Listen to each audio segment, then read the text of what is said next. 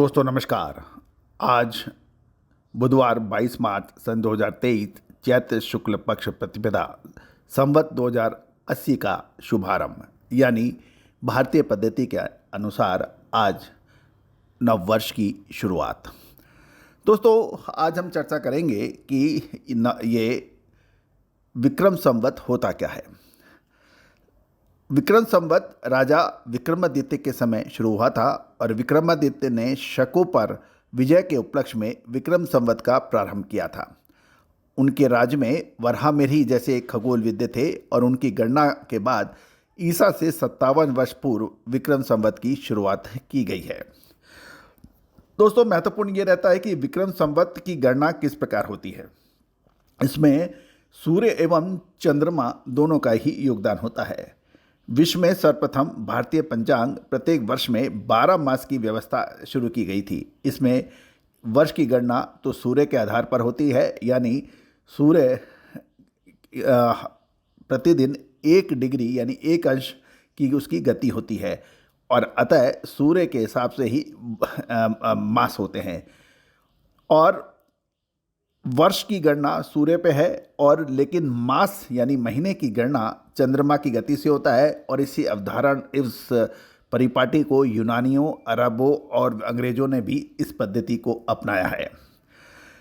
गौरतलब है कि सूर्य और चंद्रमा की गति में फर्क होता है और इसीलिए अधिमास यानी अधिक मास, जिसे पुरुषोत्तम मास भी कहते हैं, इसकी गणना है। पंचांग के निर्धारण में कालगणना एकदम सटीक हो। इस गणना के अनुसार चंद्रमा का 12 राशियों में भ्रमण 354 दिन में पूरा होता है और इस आधार पर 29 दिन में चंद्रमा एक राशि का भ्रमण कर लेता है।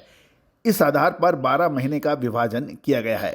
सूर्य और चंद्रमा की गति में अंतर हर साल 10 दिन का अंतर माना जाता है और इसलिए उस अंतर को पूरा करने के लिए अधिमास यानी पुरुषोत्तम मास की गणना की जाती है।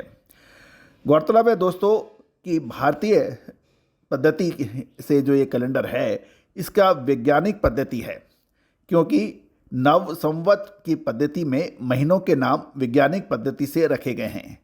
गौरतलब है चंद्रमा पूर्णिमा के दिन जिस नक्षत्र में होता है उसी महीने में उसका नाम रखा जाता है। जैसे चित्रा में होने पर चैत्र, विशाखा नक्षत्र होने पर वैशाख और श्रवण नक्षत्र में होने से श्रावण और फाल्गुनी नक्षत्र में होने से फागुन महीने का नाम रखा गया है।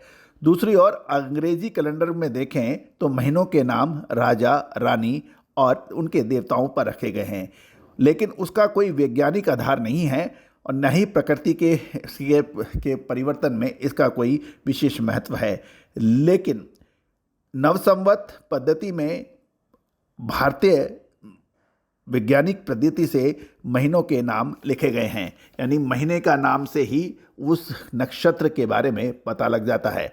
और नक्षत्रों का भी आपको ताज्जुब होगा, हर नक्षत्र का स्वामी अलग है और एक नक्षत्र में 4 चरण की परिपाटी है, यानी एक नक्षत्र 13 डिग्री 20 मिनट का होता है और उसका एक चरण 3 डिग्री 20 मिनट का होता है।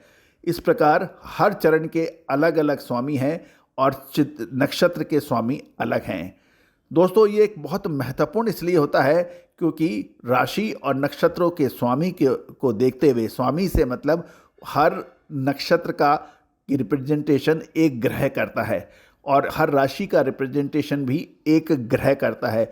उन ग्रहों की प्रकृति के अनुसार, और ग्रहों को भी अग्नि, पृथ्वी, वायु, जल, इन 4 तत्वों में डिवाइड किया गया है। जब अग्नि तत्व की राशि अग्नि तत्व के नक्षत्र में भ्रमण करता है तो उससे संबंधित फसल, उससे संबंधित कमोडिटीज, उससे संबंधित सेक्टर पे प्रभाव देखा जाता है।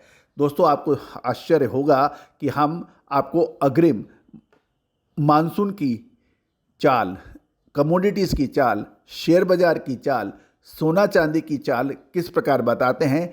इसमें फाइनेंशियल एस्ट्रोलॉजी का बहुत महत्व है। और दोस्तों ये सदियों पुरानी हमारी पद्धति है विश्लेषण करने की।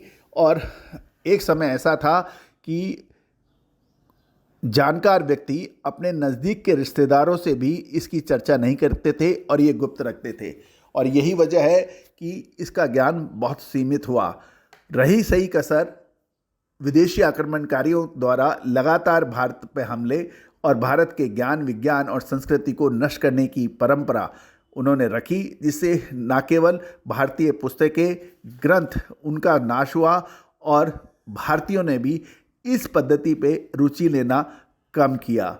लेकिन दोस्तों, हमने प्रयास ये किया है कि इन सभी बिखरे मोतियों को एक माला में पिरो दिया जाए और इसको पुनः जीवित किया जाए, जिससे हम लगभग 25 सालों से लगातार प्रयासरत हैं।